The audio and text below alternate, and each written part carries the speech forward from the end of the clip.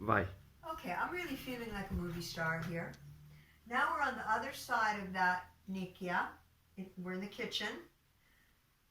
And this is the niche that is probably one brick thick to get into the living room. We're talking about putting shelves in here.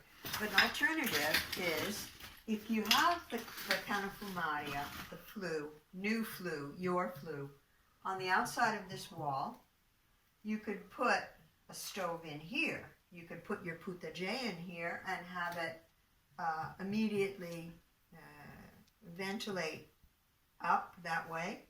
You could also put the potager any place in this room, because what they usually do is they put the potager a good distance from where your exit tube is, because it's that aluminum tube that heats the room. So the potager in itself heats some, but what they'll do is, like, say for instance, you put the potager over on that wall, then you've got the aluminum tube that comes up, goes across the ceiling, and exits into this.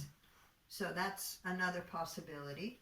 Or, as we said, you can do the open flame. Open this here. Put one of those open flame ones, so you actually look through to the living room and you've got the open flame on both sides, which is, a nice idea. But anyway, these are all options that we're suggesting to you. So where you were talking about putting the potager was here. Here's your fireplace that does belong to you, and it's probably never been cleaned in the last 200 years. So in order to, if you were to put your Canefumaria in here, there would be a significant amount of work to give you a clean surface in order for your tubing to pass through here safely, because this stuff is what do you call it? Burnable. This is tar from many years of not having a Canefumaria. Anyway, so another thing that Nick suggested again was, if you have a good, clean, new Canefumaria in that corner, which is in the living room, you could not do the work on this one. You could avoid having to do this work, because here is going to go your cooking stove, which the cooking stove only needs a little ventilation tube like this. So nothing. I mean, that could go up, and then this wall gets completely closed. That tube could even go out there, could go out practically anywhere. So the cooking stove doesn't need this thing, which again,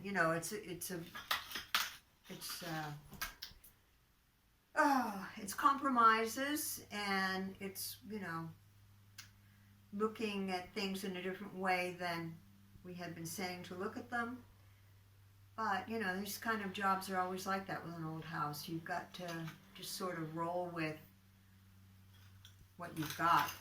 And that's, he wants you to know his thoughts while he's standing here working, and, what suggestions could save you in the long run. And that's really, what his concerns are, and that's why I'm making this video. And now he's showing you the floor.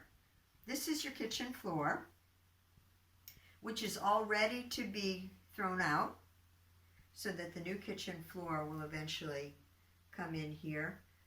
But the cassone, the dumpster, is full, and so he's got to wait for them to drag the dumpster away, unload it, bring it back, and so all of this extra new rubble will then get taken out. So I think, in a way, he wanted me to say to you, and I'm saying this off the top of my head after talking to him for a while, he said, Alessandra keeps asking me to make an estimate in advance, But these things happen every day, and how can I make an estimate not knowing what's going to happen the next day that, I open a piece of wall and find a surprise, or I go up in the attic and find a surprise.